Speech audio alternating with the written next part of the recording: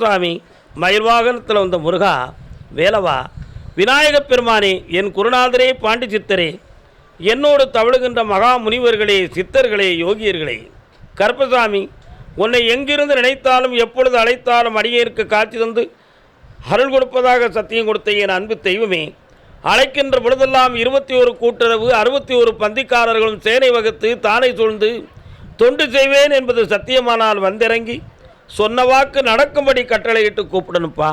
பட்டினத்தார் திருவடிகளுக்கு 1000 கோடி வாழ்த்துக்கள். முதல் உத்தரவு பெங்களூர். பக்தராக பெங்களூர்.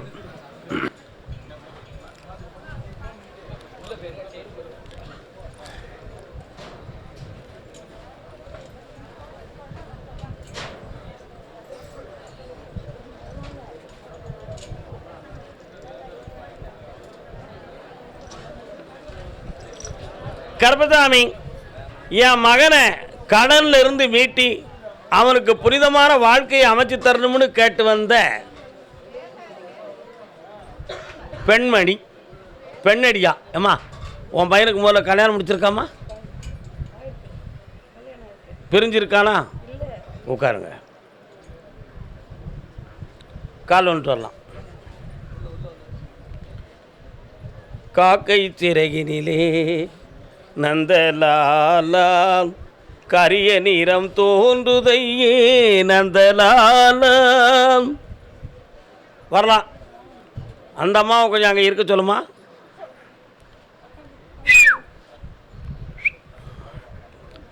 உன்னுடைய கட்டுமனைக்கு நான் போய் பார்த்தேன் மகளே. ஆதிலட்சுமியும் வெங்கடாஜலபதியும் உன்னுடைய பூஜை அறையிலே தோன்றியிருக்கிறார்கள். உண்மையா? உன் வீட்டு எல்லைக்கு செல்லும் வழியிலே இடது புறத்தில் சாலையின் ஓரத்தை ஒட்டி ஒரு அம்மன் கோயில் உண்டு. இருக்காங்களா? ஊர் எல்லையை தாண்டி சென்றால் ஊரார் ஒப்பார் அனைவரும் வணங்க காவல் தெய்வமாக முனியும் ஒரு தெய்வமும் உண்டு. என்ன இப்பொழுது உன்னுடைய கட்டுமனைக்குள்ள 3 ஆண்டுகளுக்குள் திருமணம் முடித்து பிரிந்து போன உன்னுடைய பிள்ளையின் வாழ்க்கையும் இனி சேருமோ சேராதோ என்ற கலக்கம் உன் உள்ளத்தில். அதேபோல கோடிகளை ஒட்டிய கடனை பெற்று மனவேதனைகளையும் துன்பத்தையும் இப்பொழுது சுமந்து நீ வேதனையுற்று இருக்கிறாய்.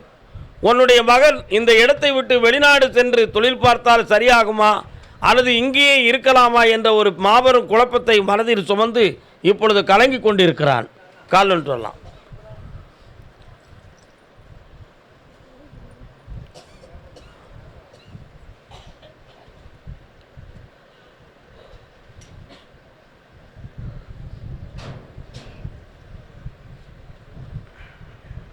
வரலாமா?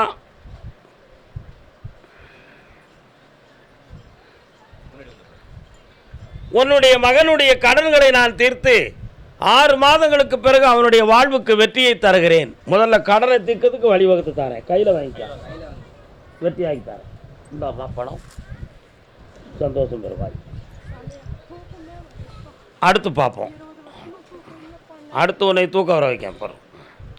கர்மதாமிக்கு சுவாமி, என் மகனுடைய மனைவி இறந்து விட்டால் அடுத்த வாழ்க்கை உண்டுமான்னு கேட்டு ஒரு மங்கை. கால் ஒன்று சொல்லலாம்.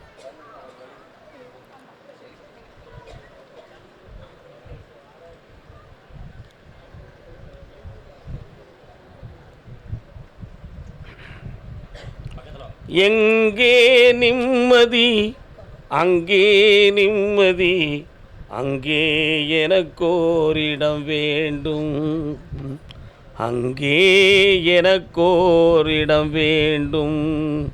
உன் பிள்ளைக்கு மாங்கல்யம் சொந்தமான தோஷம் இருக்கு மகளே. அதை தீர்த்து அவனுக்கு இல்லற வாழ்க்கையை தாரேன். இப்போதைக்கு பெற்ற கடனுக்கு அதுக்கு ஒரு இடத்துல இருந்து உனக்கு பணத்தை வாங்கி தந்துட்டா அவங்க பிரச்சனையெல்லாம் தீர்ந்துடும். அந்த தொழிலையும் காட்டி ஒரு வகையில் உங்களுக்கு பணத்தில் பாதி பணம் தான் கிடைக்கும். ஒரு 1 கோடி 1.5 கோடி முதல்ல வாங்கி தரேன். அதிலிருந்து உங்களை நான் மீட்டி காப்பாற்றி அடுத்த கடன் அடைக்கிறதுக்கு வழிவகுத்து தரேன். கால் ஒன்று வரலாம். கர்மசாமிக்கு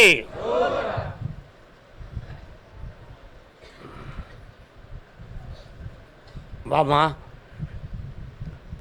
வரலாம்.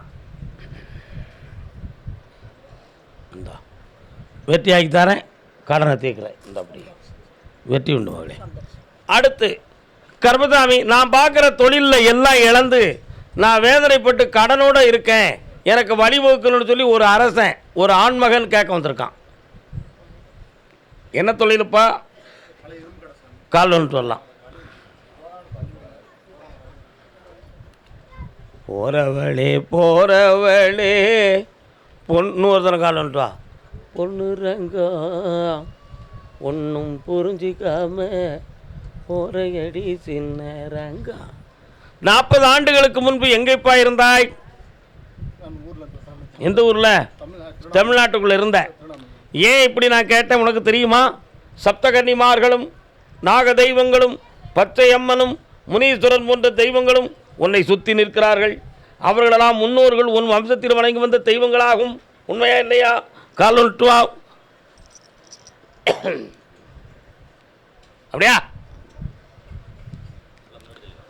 இப்போதைக்கு 1.5 வருஷத்துக்கு முன்னால உன் உடல்ல